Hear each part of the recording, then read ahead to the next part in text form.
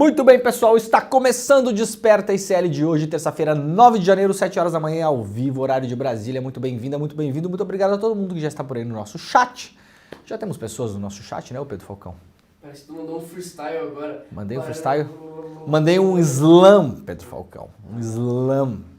A gente podia fazer batalha de slam aqui no programa, né? O que tu acha? Batalha de slam só com temas políticos. Seria legal, né? Ah, seria bom, muito bem. Muito obrigado a todo mundo que nos acompanha também pela TVT, TV aberta em São Paulo e Grande São Paulo, também na TV Quirimurê, TV aberta em Salvador e Grande Salvador, na gloriosa Bahia. Aliás, faz tempo que eu não vou pra Bahia. Ontem um camarada que mora em Salvador falou, você tem que voltar à Bahia. É verdade, tenho que voltar à Bahia. Assim que a pandemia acabou com muita coisa das viagens, né? Eu fazia muita viagem pelo Brasil, deu uma baixada e o negócio não voltou de fato.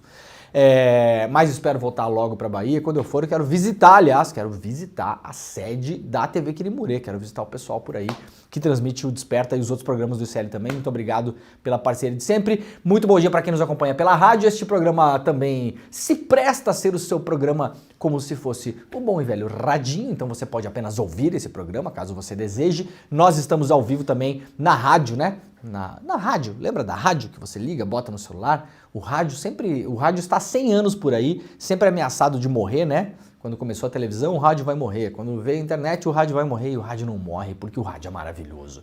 Então, bom dia para quem nos acompanha pela Rádio Brasil Atual, em São Paulo, e também pela Rádio Heliópolis. Muito obrigado, pessoal, que nos ouve e acompanha o programa em Heliópolis. Está começando o Desperta ICL de hoje, temos muita coisa por aqui. Antes de mais nada, aquele pedido básico, se você estiver nos acompanhando pelas redes sociais, no Twitter, na Twitch, no Facebook, no Instagram e no YouTube, claro, estamos ao vivo no canal do Eduardo Moreira, estamos ao vivo no canal do ICL, estamos ao vivo no canal do Leandro Demore, você pode deixar o seu like, como é que é, Pedro Falcão? Assine o canal, ative o sininho, deixe o seu like, aquela coisa que todo mundo fala, né? Então vocês já sabem, né? Já sabe o que fazer. Já sabe o que fazer. Então, por favor, se você não assina os canais, assina o canal aí, é de graça, não custa absolutamente nada. Ativa o sininho, que é um jeito mais ou menos confiável de você ser avisado ou avisada quando estivermos no ar. E também deixe o seu like no vídeo. E se você puder, vai deixando o seu comentário, diga de onde você está teclando neste exato momento, né, no nosso programa ao vivo, e também podem dar as impressões sobre como foi o ato pela democracia ontem em Brasília. Nós fizemos uma transmissão muito bacana aqui, eu, Rodrigo Viana e a Heloísa Vilela, ficamos ao vivo das 3 da tarde até mais ou menos às 5 horas da tarde, um grande evento para quem não acompanhou, o programa está também gravado no YouTube, vocês podem acompanhar o programa, tá por lá para quem quiser ver, teve discurso lá do Rodrigo Pacheco, do Paulo Gonet, do presidente Lula, teve vários, né, o Luiz Roberto Barroso, o Alexandre de Moraes, e foi um evento importante, como eu falei ontem. Não foi um evento, obviamente, para as massas. Nós não temos rua no Brasil. No ano passado não tivemos rua, esse ano, por enquanto, também não temos rua, e não temos rua muito por conta do governo atual. O governo atual não incentiva a rua, essa é a grande verdade. Tem gente que não gosta que eu fale isso, mas eu vou falar. Né? O governo atual do presidente Lula não é um governo que incentiva as pessoas a irem para as ruas, não é um governo que radicalizou a sua opção à esquerda dentro do governo, é um governo ali de uma geringonça, né, o Pedro Falcão? Tem o cara do Centrão lá, tem o outro cara ali, tem o Juscelino Filho, e papapá, e o vice antigamente era o cara que falava mal do Lula e tal, é assim a política também, não estou reclamando, política é assim que funciona, mas o fato é que não temos eventos para as massas. Ontem, no vão do MASP em São Paulo, teve uma manifestação, até que grandinha ali, né, teve uma galera ali, eu não sei quantas pessoas tinha lá, uma manifestação importante em defesa da democracia, mas o ato foi importante também porque é importante sacralizar esses momentos na sociedade. É como a gente comemora os nossos aniversários, as datas comemorativas, então é importante também que essa data entre no calendário das comemorações do Brasil, porque é uma data que de fato nós seguramos a democracia na unha, essa nossa democracia imperfeita, que funciona mal, que não é para todos, um país muito complicado como é o Brasil. Essa coisa que funciona mais ou menos em determinados momentos históricos, menos em outros determinados momentos históricos, mais. Mas ela tá aí e a gente não queria substituí-la por uma ditadura ou por alguma coisa parecida com isso, que era o objetivo dos golpistas do 8 de janeiro. Então ontem um ato muito importante, as falas das autoridades ontem estão todas também no evento que nós transmitimos, então se você não acompanhou, tá tudo por lá. Depois do ICL Notícias, segunda edição, ontem a gente fez também um resumo das falas. Então para quem perdeu, eu sugiro que assistam porque elas dão indicações sobre o futuro de algumas figuras nefastas da nossa república, entre elas políticos, empresários, financiadores e militares, né? Que são as pessoas que estão mais ou menos ali orbitando em volta dos preparativos para que o Brasil chegasse até o 8 de janeiro, com algumas indicações ontem, sem citar o nome. Ninguém citou o nome do Jair Bolsonaro ontem. O presidente Lula falou da família Bolsonaro quando falou sobre as eleições, sobre as dúvidas que eles colocaram sobre as urnas eletrônicas, até sugeriu que os filhos do Bolsonaro renunciassem aos seus mandatos, já que acham que as eleições foram fraudadas. Seria uma excelente ideia. Isso não vai acontecer, claro.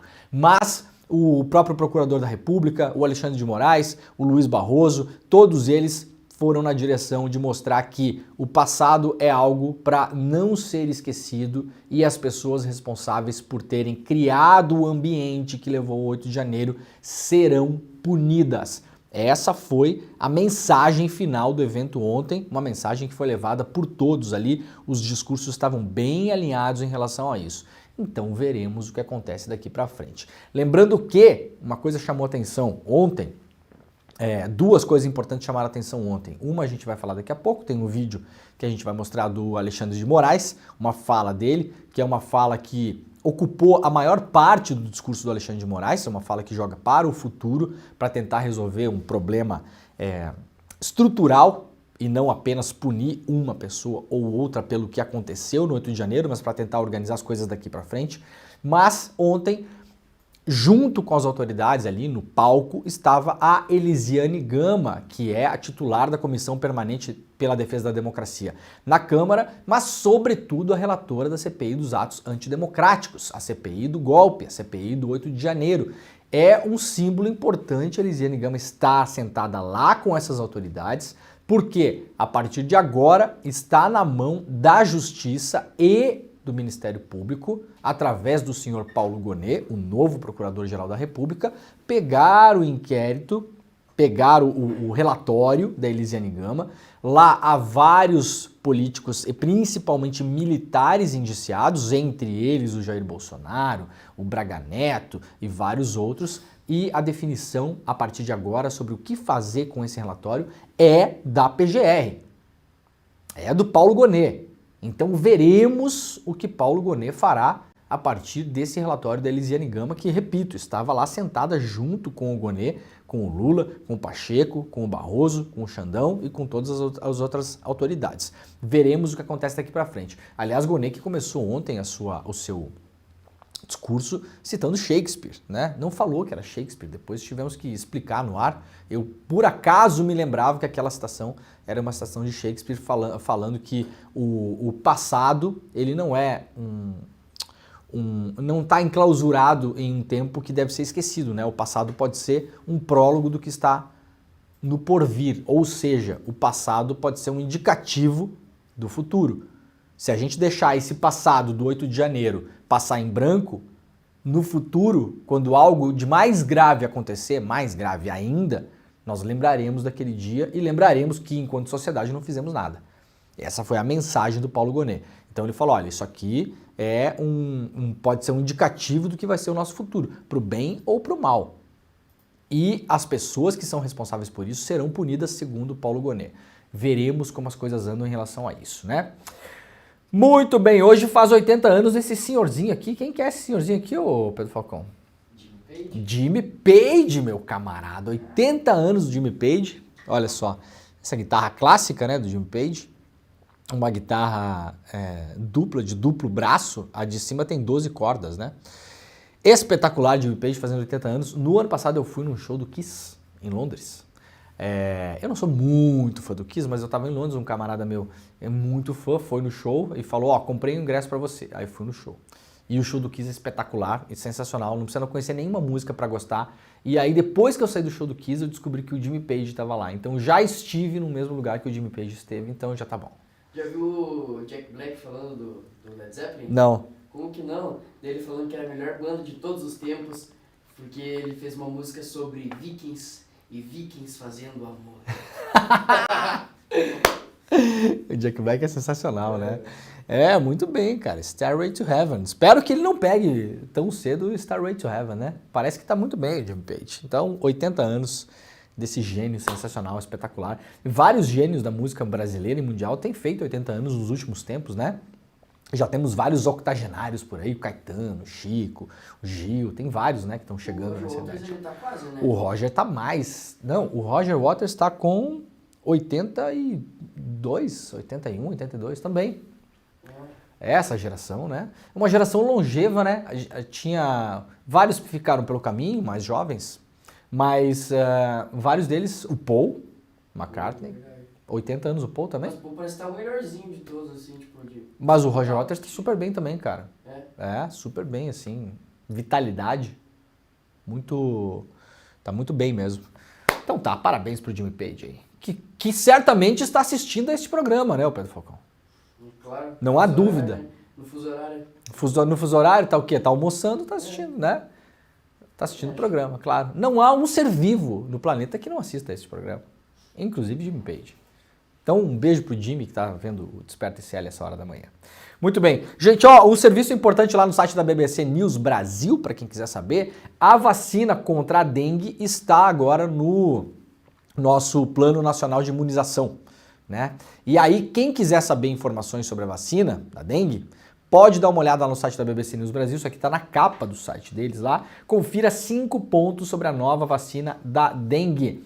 A vacina contra a dengue, conhecida como Qdenga. Será que é assim que fala? Qdenga? Deve ser, né? Pessoal, voltamos com o áudio aqui? Voltamos? Voltamos. Muito bem. Eu devo ter dado um toque aqui. Vou deixar isso aqui na frente, ó. Eu devo ter dado uma picada aqui no nosso microfone. Pronto, voltamos. Muito bem. Então eu estava falando aqui, quem quiser informações sobre a vacina da dengue, lá na BBC News Brasil, a vacina disponibilizada só em clínicas privadas, por enquanto, pelo mundo afora. Na União Europeia, Indonésia, Tailândia e Argentina, no Brasil tem no SUS, tá bom? Vai ser fornecida pelo SUS a partir de fevereiro. Quem quiser informações, dá uma olhada no site da BBC News Brasil, porque os casos têm aumentado, né? Outra matéria na BBC News Brasil, as conquistas de Franz Beckenbauer, a lenda do futebol alemão, morto ontem aos 78 anos de idade. Foi-se o Beckenbauer, essa geração tá toda indo, né? Curiosamente, 2 dias depois do Zagallo. E o Pelé morreu um tempo atrás, então é uma geração que realmente está passando o seu tempo. Aqui na Terra, né? Porque eternizados no futebol, obviamente. Vamos lá para o Diário do Centro do Mundo. Esquerdistas infiltrados bolsonaristas tentam reescrever os atos terroristas do 8 do 1 na Wikipedia. Apoiadores do Bolsonaro tentaram reescrever a história sobre os atos terroristas do 8 de janeiro na página do Wikipedia. O objetivo das inúmeras tentativas realizadas ao longo do ano passado era relativizar os acontecimentos e desassociar o Bolsonaro dos atos. São informações trazidas aqui pelo Correio Brasiliense e publicadas no DCM. Usuários não registrados realizaram mudanças para minimizar os acontecimentos, acusando de esquerdistas infiltrados teriam incitado os protestos e afirmaram que os atos seriam uma manifestação da vontade popular legítima. Foram derrubados pela Wikipedia. A Wikipedia tem um sistema lá que consegue minimamente organizar isso, mas as pessoas entram lá e tentam editar, né? Então estavam lá no verbete do 8 de janeiro tentando passar a fake news bolsonarista, que infelizmente ainda cola com milhões de pessoas no Brasil. Tem milhões de pessoas que acreditam que o 8 do 1 aconteceu porque esquerdistas infiltrados, né? O Boulos, sei lá eu quem, na fantasia desses malucos, foram lá quebrar as coisas, apesar das inúmeras provas de que não foi isso que aconteceu. Muito bem. Ainda lá no DCM, Lewandowski sinaliza que aceitará convite para a justiça, dizem interlocutores. Aliás, informação publicada, informação trazida em primeira mão aqui no ICL, ainda em dezembro do ano passado, no ICL Notícias, primeira edição, o dia que eu participei do programa, né, eu levei ao programa a informação de que se o Lewandowski dissesse sim, seria ele o próximo ministro da Justiça. Apesar dos vários nomes que estão disputando essa vaga, mais ou menos próximos do presidente Lula, enfim, tem nomes bem importantes, que caberiam muito bem ali também, claro, mas o Lewandowski é o ficha 1, o ficha 2, o ficha 3 do presidente Lula, já convidado, né? Já sabe que é convidado. A gente fica esperando assim, não, tem que esperar o convite oficial. Gente, não vai ter assim... Não tem uma cartinha do Papai Noel que manda pro Lewandowski para, né? Lewandowski já sabe que o Lula quer ele, Lewandowski, como ministro da Justiça. Isso já é sabido. Ora, se nós jornalistas sabemos, o Lewandowski também sabe. Mas há várias questões ainda a serem decididas. No entanto, parece que nos próximos dias teremos uma definição em relação a isso, até porque o Flávio Dino precisa assumir o seu posto no STF. Então o Lewandowski nos próximos dias partirá para o sim ou para o não em relação a assumir o Ministério da Justiça. A grande questão do Lewandowski, uma era de questão privada, porque o Lewandowski está atuando como advogado, então está trabalhando em várias causas, então teria que se desembaraçar de algum modo dessas causas importantes, grandes, de vulta, inclusive, né? Que envolve montantes importantes. Então esse era um primeiro ponto. E o segundo ponto é que o Lewandowski, pelo que se sabe da imprensa, tudo isso em off, tá, gente? Off the record, como se fala, né? Tudo isso, informações que não sabemos quem passou as informações, porque essas informações não vêm da boca de ninguém publicamente. Mas o Lewandowski, segundo essas informações, não quer separar o ministério, como era no passado, como já foi no passado, entre Justiça e Segurança Pública. Quer manter todo o ministério sob o mesmo guarda-chuva. Isso é uma outra questão. E uma outra questão é o que fazer com as pessoas que estão lá, que foram as pessoas levadas pelo Flávio Dino. Então a gente tem o exemplo aí, por exemplo, do Capelli.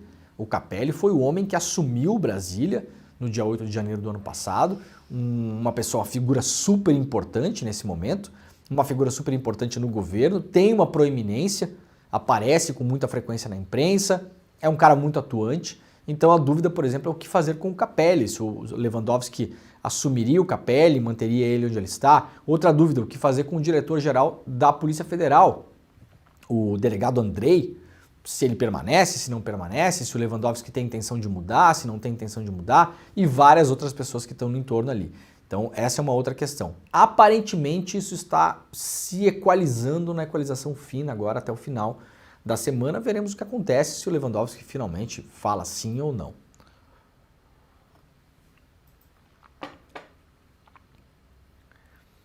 Vamos lá para a Folha de São Paulo. Vereadores não podem retirar assinaturas de CPI que mira Padre Júlio Lancelotti, diz a Câmara de São Paulo.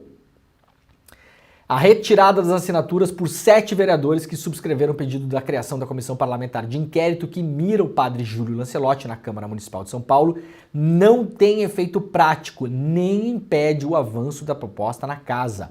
A informação foi transmitida aos vereadores que procuraram a assessoria jurídica da casa e confirmada pelo painel, que é essa coluna da Folha de São Paulo, pela Câmara. Nunes protocolou a CPI em dezembro com 25 assinaturas. O número mínimo é 19, portanto, mais assinaturas do que o necessário. Como essa etapa já foi ultrapassada, a retirada das assinaturas não afeta a tramitação da CPI. O que aconteceu? 7 vereadores retiraram assinaturas porque dizem que foram enganados pelo tal do vereador, como é que é o nome do fulano? Rubinho Nunes, né? Acho que é Rubinho, né? O painel da Folha colocou aqui só Nunes e esqueceu de colocar o primeiro nome. Disseram, olha, a gente não sabia que era uma CPI para investigar o padre Júlio Lancelotti. Ela foi nos vendida como uma CPI das ONGs, uma coisa mais genérica e tal. Todo mundo ali, inclusive esses 7, aproveitavam desse momento porque esse ano é um ano de eleições, vai ter eleição municipal em São Paulo, uma CPI é um lugar bom para dar vitrine e para bater em adversários políticos. O objetivo dessa CPI esse ano é esse, não se enganem. Não se enganem.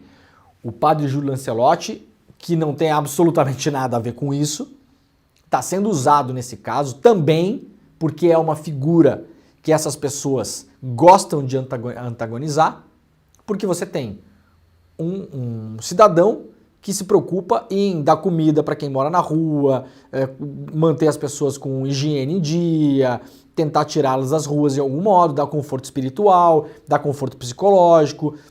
Você tem essa pessoa e você tem as pessoas que são contra isso. As pessoas que são contra isso, a gente sabe que não valem absolutamente nada, óbvio. Agora, dentro do jogo da política, para elas, o padre Júlio Lancelotti é um excelente alvo político, porque dialoga com essa parte podre da sociedade brasileira que vota nessas pessoas podres. Então estão se aproveitando do padre Júlio Lancelotti num ano eleitoral, usando ele publicamente como uma figura representativa de um ideário político para fazer campanha, porque esse ano, repito, é um ano de eleições. E essas pessoas todas estão envolvidas na eleição da Prefeitura de São Paulo e da Câmara de Vereadores. Aí, esses 7 vereadores, o Milton Ferreira do Podemos, Beto do Social do PSDB, Sidney Cruz Solidariedade, Nunes Peixoto MDB, Tami Miranda PL, Chechel Trípoli do PSDB e Sandra Tadeu do União Brasil, disseram que pediram a retirada de seus nomes do pedido da CPI, mas, segundo a assessoria jurídica da casa, esse pedido não tem validade jurídica. Então a coisa vai avançar, e aí teremos que saber se a CPI de fato será instalada. Isso depende de mais alguns ajustes na Câmara e veremos o que vai acontecer. O padre Júlio Lancelotti, obviamente, já falou que não tem nenhuma relação, absolutamente nada a ver com as tais das ONGs investigadas, e por isso também os vereadores tiraram a assinatura, porque se deram conta que caíram numa armadilha desse Rubinho Nunes, que é uma pessoa oriunda do MBL, então não precisa falar mais nada em relação a ele. E agora a gente vai ter que ver se de fato a CPI vai ser instalada ou não em São Paulo, a gente vai acompanhar isso. Mas teve uma grande pressão nas redes sociais aí, uma pressão que, aliás, foi fortemente comandada e iniciada aqui pelo ICL, em defesa do padre Júlio, que fez com que esses vereadores tirassem as assinaturas, inclusive a pressão que nós exercemos aqui nos programas fez com que esses vereadores tirassem as suas assinaturas. Infelizmente, isso não vai ter efeito prático. Vamos lá para o G1. Após 3 meses de investigação, o Exército pune 38 militares por furto de metralhadoras, mas pede mais prazo para concluir o inquérito. A Justiça Militar da União autorizou em caráter excepcional a prorrogação do prazo do inquérito policial militar, o IPM, aberto pelo Exército para apurar e apontar as responsabilidades criminais sobre o furto de 21 metralhadoras do arsenal de guerra na cidade de Barueri, na Grande São Paulo. A expectativa era que a investigação fosse concluída ainda em dezembro, mas o prazo foi estendido até o dia 17 de janeiro pela quantidade de provas que ainda não foram analisadas.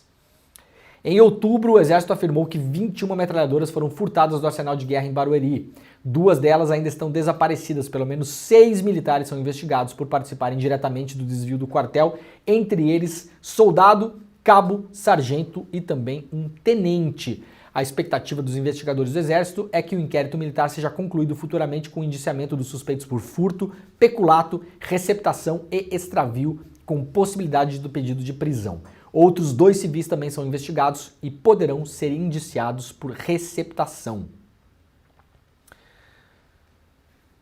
Olha, o músico Mingau teve alta após 4 meses de internação num hospital em São Paulo. O baixista da banda Ultraje a Rigor foi baleado na cabeça em Paraty.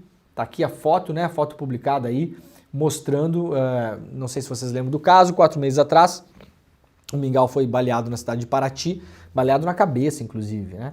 E passou por momentos muito delicados aí. Agora, após 4 meses de internação, Rinaldo Oliveira Amaral, Mingau, baixista da banda Ultraje a Rigor, baleado na cabeça em Paraty, recebeu alta hospitalar ontem. Ele fará reabilitação motora e funcional. O músico se recuperava dos ferimentos graves na UTI do Hospital São Luís, unidade de Itaim. O paciente deixou a unidade sem sedação, respirando espontaneamente e com boa evolução do quadro neurológico, segundo o boletim médico. Que bom, né? Porque parecia que a coisa ia ser bem difícil de reverter o quadro. Então tá aí, ó. Alta ontem o baixista da banda Ultraje a Rigor. Daquele cidadãozinho, né? O Roger Moreira, que é uma pessoinha também, que não vamos nem falar aqui. Mas uma coisa, outra coisa. O Mingau, aliás, é um cara super bem quisto pela classe artística, pela classe dos músicos, então também não vamos misturar o cidadãozinho lá com o Mingau. Não vamos misturar o mingau, né, Pedro Falcão? É, isso aí. Foi boa essa, não? Essa foi boa. Foi boa. É, mais ou menos. Na Antártida, cientistas analisam microplásticos em fezes de pinguins e também na água. A quantidade de microplásticos na Antártida está sendo analisada com o uso da ciência nuclear para estudar as águas, os sedimentos e até mesmo as fezes dos pinguins na região. A nova pesquisa conjunta, lançada nesse final de semana pela Agência Internacional de Energia Atômica e pelo Instituto Antártico Argentino, faz parte da iniciativa Nutec Plastics, que já analisou a poluição de microplásticos em países de todo o mundo. Rafael Grossi, diretor-geral da entidade, disse que até agora, com o uso de aplicações nucleares, foi possível determinar com boa precisão a quantidade de poluentes encontrados no fundo do mar e também a sua origem. A saúde da Antártida é essencial para a saúde do planeta, disse Grossi à agência de notícias Reuters.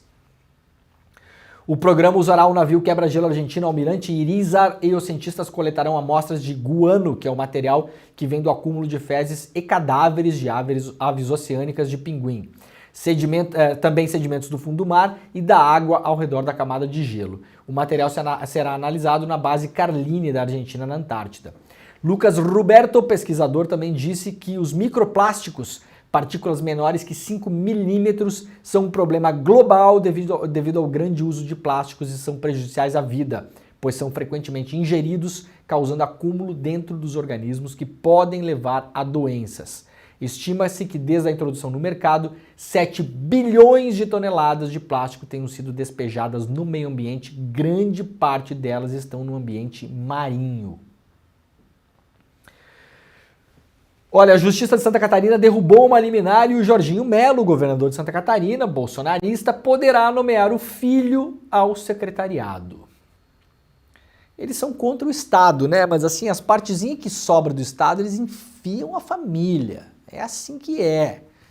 Pega o filho do Bolsonaro, leva para Santa Catarina, pega o filho do governador, bota no secretariado e assim por diante, né?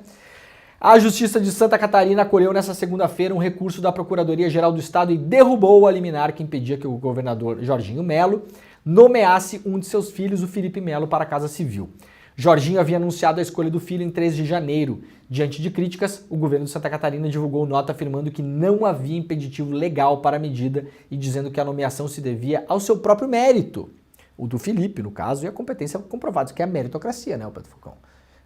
O que o Felipe tem dentro da meritocracia? Ele tem o mérito de ser o espermatozoide vencedor do Jorginho Melo. Não tem mérito nisso? Não foi? Você não é o espermatozoide vencedor do seu pai, Pedro Falcão? Então, o Felipe é o do pai dele. A diferença é que o pai dele é governador de Santa Catarina. Então, pelo mérito, ele vai ser nomeado ao secretariado do governo. Claro, esses filhos do Lula, né? Não tem jeito os filhos do Lula. Não, o filho do Lula era o dono da Vivo. O filho do Lula é o dono da Friboi, da Lamborghini Dourada do que mais? Das fazendas, não sei da onde. Ah, esses dias eu descobri no Uber que o filho do Lula é o dono da 99 táxis também. Porque o Uber me explicou, né? O motorista do Uber, que o Lula quer expulsar o Uber do Brasil porque o filho dele é dono da 99 táxis. Sacou? Os caras são empreendedores, né? Os filhos do Lula. Imagina, Friboi, 99 táxis, que mais que os caras têm? Muita coisa. Eu vou falar sobre rede de telefone, tudo, assim, tudo.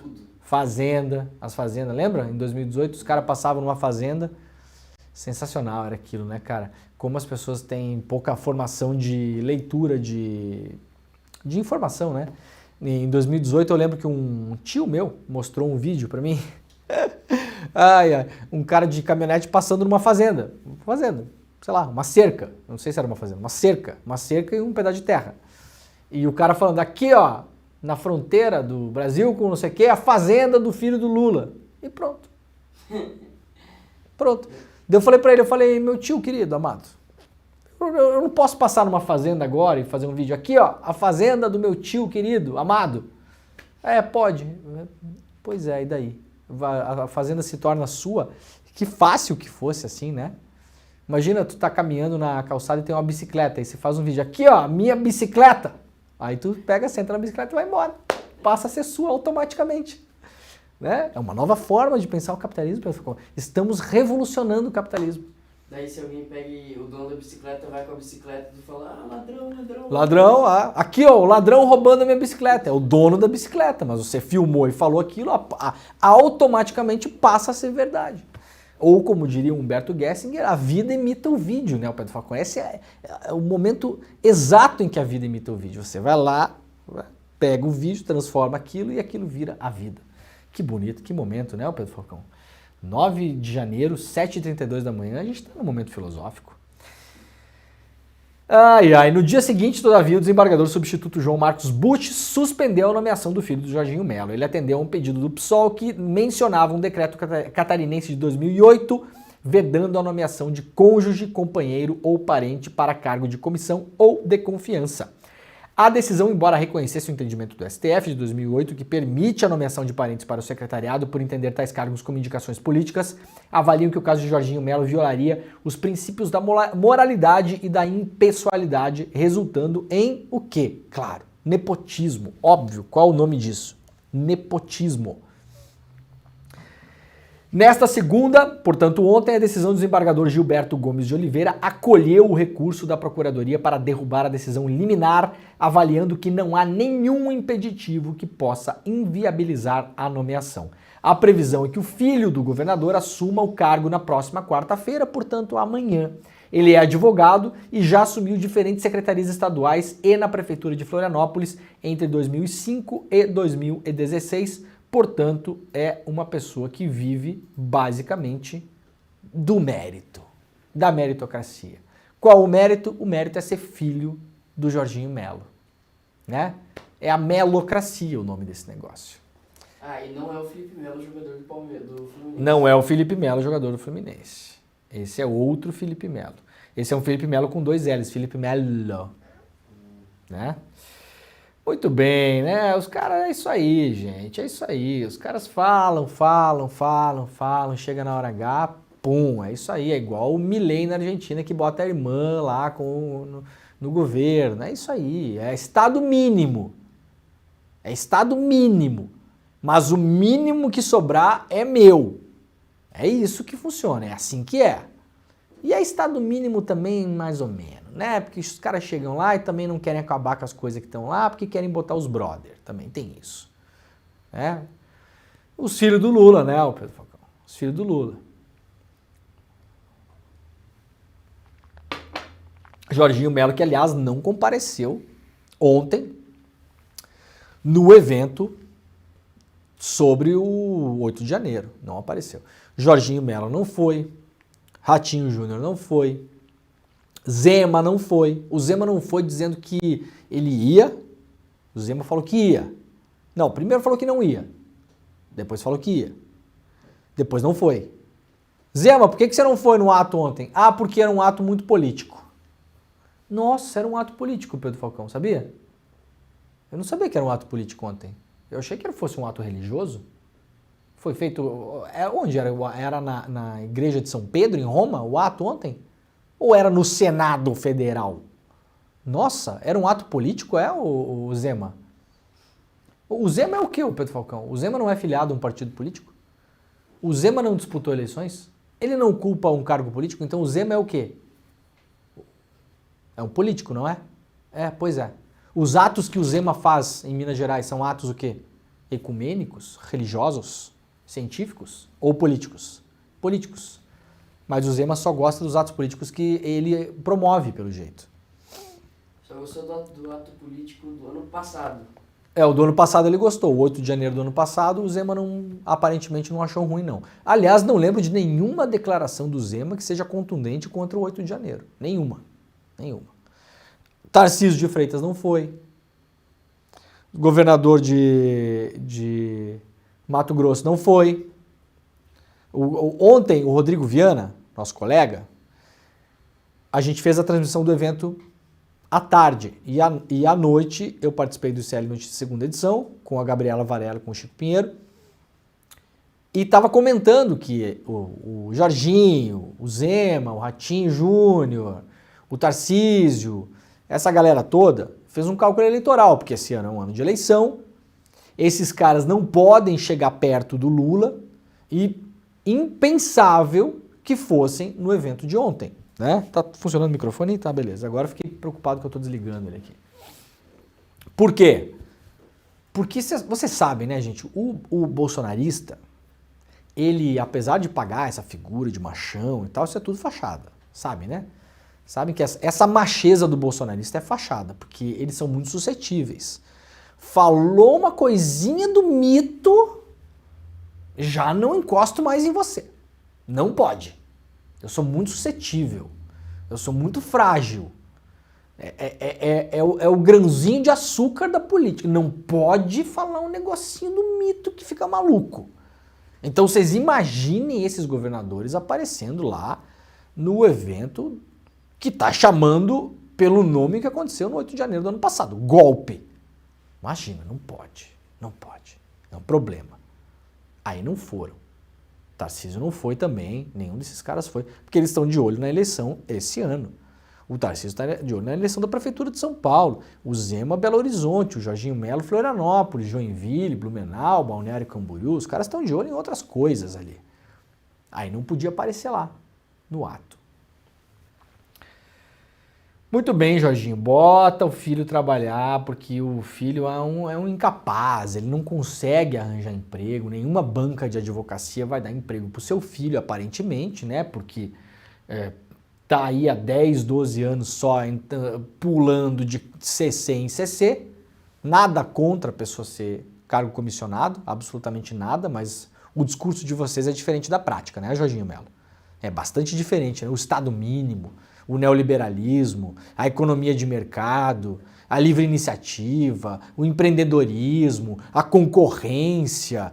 O seu filho não vê nada disso na vida dele, né? O seu filho não concorre com ninguém, não vai ao mercado, não tem que buscar cliente, não faz nada.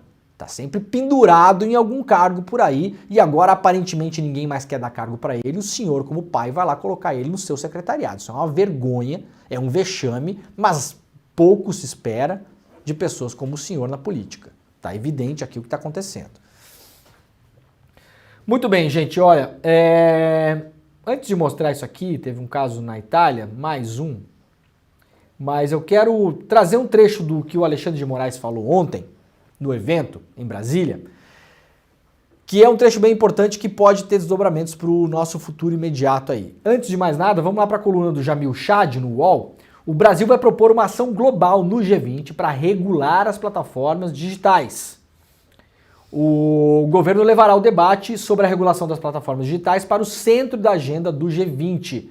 O bloco é presidido pelo Brasil em 2024 e pela primeira vez a meta é que o tema tenha um espaço de protagonismo no grupo que reúne as maiores economias do mundo. A ameaça à integridade da informação passou a ser considerada pela ONU como um tema estratégico com o potencial de causar desestabilização de sociedades e regimes.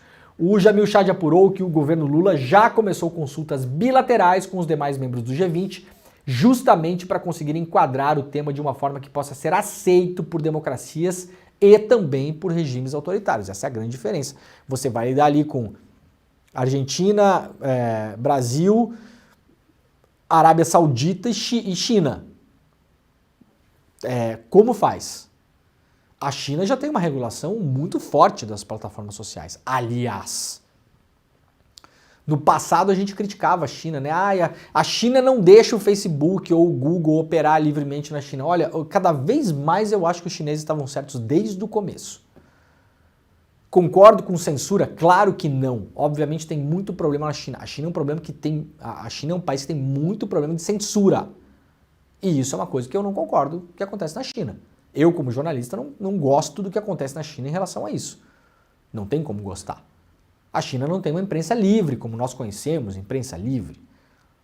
Bom, os nossos países também não têm uma imprensa muito livre lá, muito livre, porque é uma imprensa que é baseada em poder econômico. Então livre não é. Mas na China a coisa é pior, é mais controlada, é mais restrita.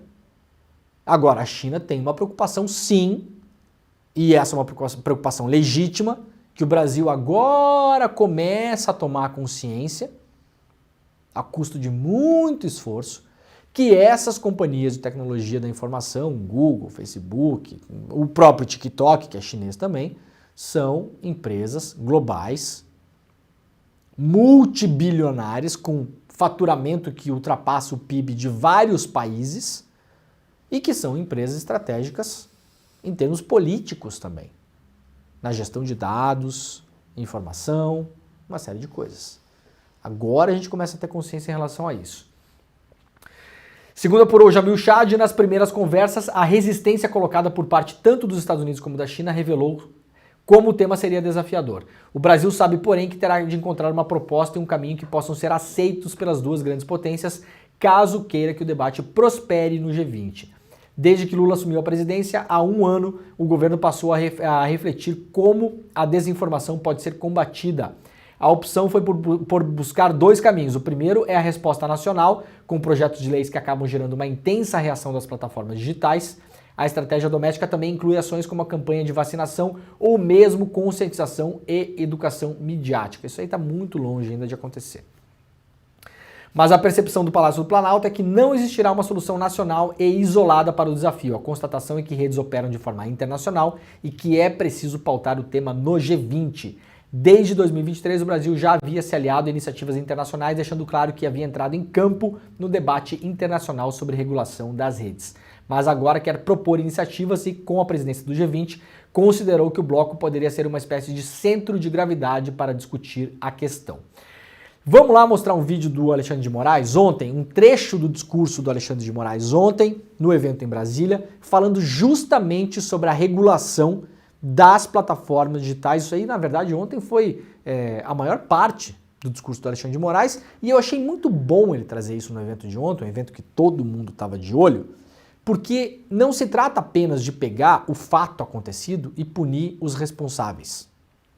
Isso é necessário, mas isso é pouco, porque mais eventos como esse podem acontecer na nossa história se a gente não organizar algumas coisas, e uma delas, talvez a principal, agenda número 1, é o fluxo de informações pela internet, que é facilitado, ou que passou a existir, de fato, na verdade, por conta dessas novas tecnologias. O Telegram, o WhatsApp, o Facebook, o Google, o Twitter, o Instagram, cada um com as suas particularidades, que no Brasil operam na mais absoluta várzea.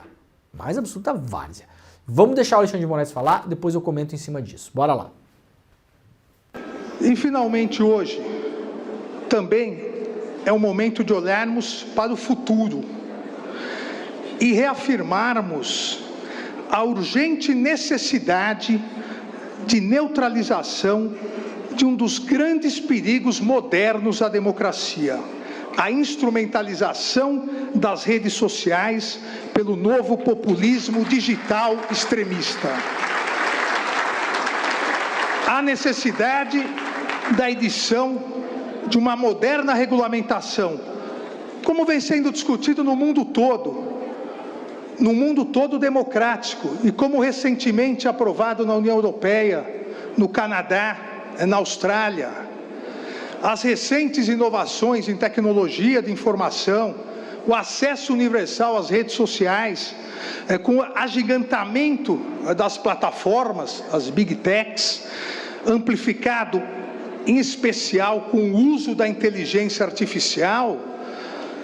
Essas recentes inovações potencializaram a desinformação premeditada e fraudulenta, amplificaram os discursos de ódio e antidemocráticos.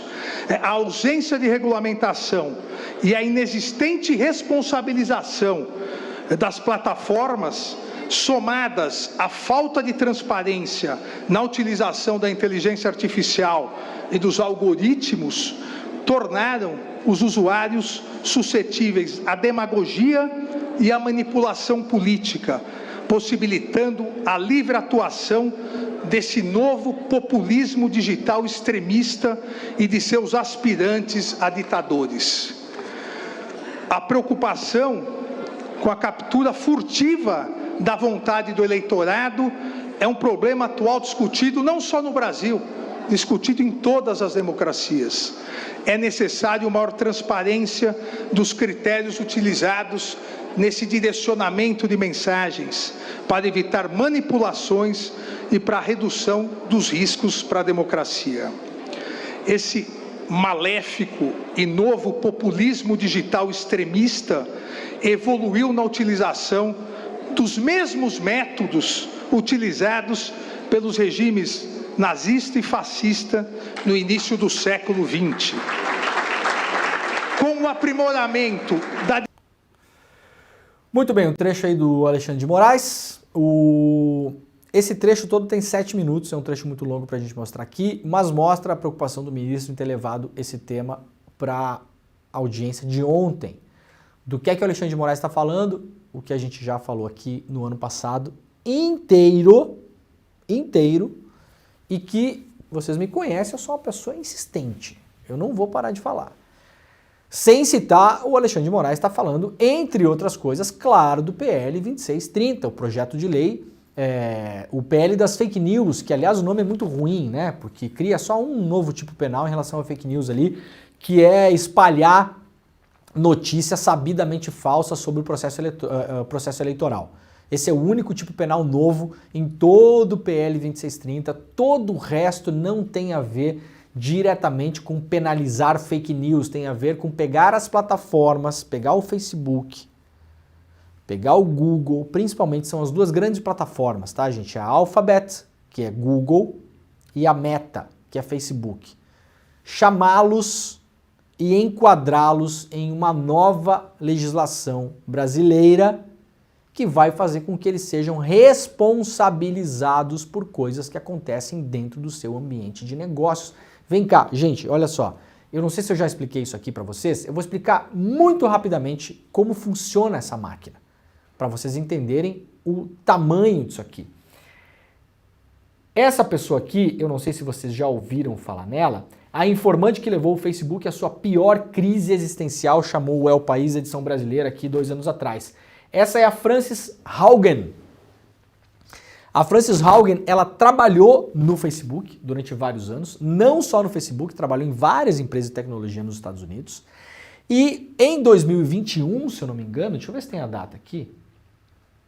Perfeito. Em 2021, outubro de 2021, essa cidadã aqui, ela virou uma informante sobre o Facebook. Ela pegou milhares de documentos internos do Facebook e trouxe esses documentos a público. O que é que nós descobrimos ali? Isso não deve ser exclusividade do Facebook. O Facebook sabe de todos os malefícios que o uso de redes sociais, da maneira como a gente usa hoje, causam. O Facebook sabe, e não sou eu que estou falando, e não é nem ela que está falando. O Facebook sabe por estudos internos. Ela trouxe os documentos e mostrou, olha aqui, ó, gente, o Facebook sabe que isso aqui acontece. O que é que o Facebook sabe, por exemplo? O Facebook sabe que o uso excessivo do Instagram piora a saúde mental de jovens e adolescentes. Aumenta a quantidade de jovens e adolescentes que tentam, por exemplo, isso é apenas um dos dados que emergiu dos documentos do próprio Facebook, a tentativa de suicídio de jovens e adolescentes. Ah, mas como assim, Leandro? Sim, aquilo ali é uma máquina de dopamina. E a gente não tem mais a distinção que a gente tinha antigamente, entre vida real e vida digital. As coisas estão muito misturadas. E aquela vida real do Instagram, que não é real, uma vida criada, é uma vida de performance, como diz o Alexandre Coimbra Amaral, um brilhante psicólogo, que aliás deu uma entrevista muito boa para Gabriela Varela no podcast Em Detalhes, sugiro que vocês assistam. Aquela vida é uma vida falsa. E aquilo leva a autoestima das pessoas muitas vezes para baixo, porque você começa a se comparar com as outras pessoas e vê que a sua vida é uma porcaria. Na verdade não é assim, mas você se leva a aquela conclusão. E isso é alimentado, segundo os documentos do próprio Facebook, trazidos à tona pela Frances Haugen, isso é alimentado com um único propósito, gerar negócios. Então, segundo esses documentos também, o Facebook sabe que ataques pessoais, discursos violentos e notícias falsas são os tipos de conteúdo que mais engajam as pessoas numa rede social. Por que é importante você se engajar numa rede social, gente? Muito se fala em engajamento, as pessoas não param para pensar. Engajamento é simplesmente o tempo que você fica usando aquela rede social. Por que o tempo é importante? Ora, quando a rede social vai ao mercado, vai lá na fábrica de carro, na fábrica de remédio, na fábrica de comida enlatada, vai lá nesses lugares, no banco, na financeira, na XP, no Itaú, e fala o seguinte, olha só, Itaú, não bota tanto dinheiro assim na revista Veja, não, ou na Folha de São Paulo, ou no Big Brother. Bota dinheiro aqui dentro, aqui no Facebook. O senhor Itaú vai falar, mas por quê? Ora, porque o senhor vai ganhar mais dinheiro colocando dinheiro no Facebook. Ah, e como isso funciona? Funciona assim, o senhor coloca aqui, o senhor escolhe o público que você quer atingir. Como assim escolhe o público? Escolhe, eu quero atingir só homens entre 18 e 25 anos que nunca tenham tido uma conta bancária e que sejam solteiros e que morem na região de Campinas e Grande Campinas e que frequentem esses lugares parecidos com isso e que gostem desse tipo de coisa, daquele tipo de coisa e que curtam posts que tem a ver com empreendedorismo e fintech, não sei o quê. Eu quero atingir essa pessoa para quê? Para vender a primeira conta bancária digital para elas. O Facebook consegue entregar isso para o Itaú de um jeito muito mais eficiente em termos de lógica capitalista do que um anúncio numa revista impressa. E isso subverteu a lógica da publicidade mundial. Gente, o Facebook e o Google são agências de publicidade. O Google não é um buscador. O Google não é o seu e-mail. O Google não ganha dinheiro com o seu e-mail. Aliás, o seu e-mail é de graça. Você já parou para pensar por que o seu e-mail é de graça? Como que o Google consegue sustentar uma estrutura que cede e-mail de graça, armazenamento de graça para as pessoas? Ora, porque não é de graça, alguém está pagando isso. Eles são imensas agências de publicidade. E a Frances Haugen mostrou, a partir desses documentos internos do Facebook, que as redes sociais sabem que ataques pessoais, discursos de ódio, xenofobia, racismo, misoginia e notícias falsas são os conteúdos que mais mantêm as pessoas ligadas nas redes sociais. E isso lá para a agência de publicidade é bom porque o cara chega lá e fala, senhor Itaú, aqui ó, as pessoas ficam 1h30 por dia grudadas na minha rede social. Quem é que fica 1h30 por dia lendo uma revista? Ninguém. Ou quase ninguém, a não ser que seja Piauí, aí você fica 1h30, né? Quem é que fica 1h30 por dia ouvindo rádio? Não é muita gente. Agora, no Instagram as pessoas ficam. E isso gera publicidade. Então, quando os golpistas vão lá no 8 de janeiro invadir os prédios para pedir intervenção militar, o que é que muitos deles fazem? Transmissões ao vivo no Instagram, por exemplo. Vão lá e fazem transmissões ao vivo no Instagram. O que é que o Instagram faz com isso? Faz dinheiro. Entenderam? Então, os atos golpistas do 8 de janeiro renderam dinheiro para o Instagram. O simples fato de ter transmissão ao vivo ali rendeu dinheiro para o Instagram. Isso é transformado em moeda. Esse dinheiro é gerado no Brasil e é levado para fora do Brasil, porque essas empresas são transnacionais. O faturamento do Facebook no ano passado é maior que o PIB de Portugal, gente. Essas são as maiores empresas da história do capitalismo. E elas não serão punidas, segundo a nossa legislação atual, por terem influenciado negativamente no 8 de janeiro do ano passado. Tá entendido? Então assim, nós vamos ter lá a pessoa que quebrou o relógio que vai ser presa, nós vamos ter lá o financiador do agro, que a maioria dos financiadores era do agro, isso já se sabe, que podem ser presos. A gente pode ter aí o Bolsonaro e tal, não sei o que eu espero que sejam presos. O que acontece com o Facebook? Nada. Onde é que foi que o Bolsonaro publicou o vídeo depois do 8 de janeiro falando mais uma vez sobre as urnas eletrônicas? No Facebook. Depois apagou o vídeo. O que acontece com o Facebook conforme a nossa atual legislação? Absolutamente nada. Alguém, depois dessa explicação que eu dei aqui, acha que isso deve continuar assim? Se você acha que isso deve continuar assim, parabéns, você é um grande ferrenho defensor da desregulação total da economia e você pode começar a lutar pela desregulação de outros setores, por exemplo, o setor de petróleo. Vamos desregular, aí cada um pode tentar furar o seu próprio poço na sua casa, no meio da rua, na calçada. Né? Vamos desregular todos os setores da economia. É disso que se trata e importante a fala do Alexandre de Moraes ontem em relação a isso.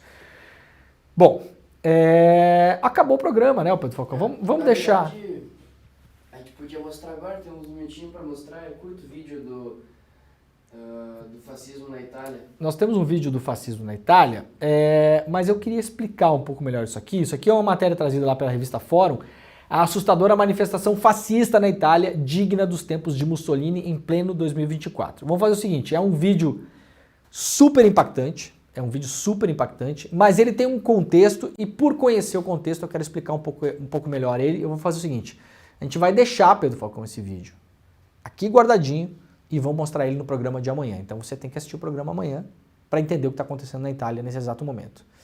Pode ser? Fechou? Então tá. Então, muito obrigado a quem nos acompanhou hoje pela TV Quirimurê, pela Rádio Brasil Atual, pela TVT e também pela Rádio Heliópolis e também em todas as redes sociais. O Desperta está acabando, está começando agora ICL Notícias, primeira edição. Eu estarei de volta hoje às 6 horas da tarde no ICL Notícias, segunda edição, com a Gabriela Varela e com o Chico Pinheiro, tá bom? Muito obrigado, até amanhã, tchau. Todo ano em janeiro eu faço um encontro chamado Mapa da Mina, onde eu faço minhas previsões para o mercado financeiro, o que eu acho que vai acontecer ao longo do ano. A gente sempre acerta bastante as previsões. Agora, em 2023, aconteceu o impensável. A gente simplesmente acertou tudo, acertou todas as previsões. Nenhum banco, nenhuma corretora, nenhuma empresa de análise conseguiu acertar como nós acertamos no Mapa da Mina 2023. Quer ver? Olha o que eu falei em relação ao dólar. O que eu achava que ia acontecer com o dólar em 2023? O dólar, eu acredito, deve operar próximo ou acima dos R$5 nos primeiros meses do ano. Se as coisas melhorarem, né, como eu acho que tendem a melhorar aqui no Brasil, ele deve ficar nesse intervalo, que é o meu cenário base, é o cenário mais provável. Eu acho que essa aqui é a parte de o intervalo de cima do meu cenário base, e aqui o intervalo de baixo. Por que você dividiu em dois intervalos? Porque os mercados eles sempre andam assim, mudando de patamares de equilíbrio. Então ele nunca vai direto no meu cenário base. Ele tende a encontrar o equilíbrio aqui. Se evoluírem, enfim, razoavelmente, ele tende a encontrar o equilíbrio por aqui. Então aqui é onde eu acho que ele passa a maior parte do ano. Pois bem, eis o que aconteceu com o dólar em 2023. Nos primeiros meses, se manteve acima de 5, como eu falei, e a maior parte do ano no intervalo onde eu disse que ele ficaria com mais probabilidade se o cenário melhorasse razoavelmente como eu achei que iria melhorar. As pessoas que assistiram o Mapa da Mina tiveram uma boa sinalização do que fazer ao longo do ano. Se assistiu o Mapa da Mina 2024, você já viu que não pode perder. Ele vai acontecer no dia 28 de janeiro, um domingo às 20 horas, 8 horas da noite no horário de Brasília. A gente vai falar sobre tudo o que está acontecendo no Brasil e do mundo e, novamente, fazer as nossas previsões para o ano. Eu te encontro lá. Chame seus amigos e amigas para participar também. Esse evento é imperdível.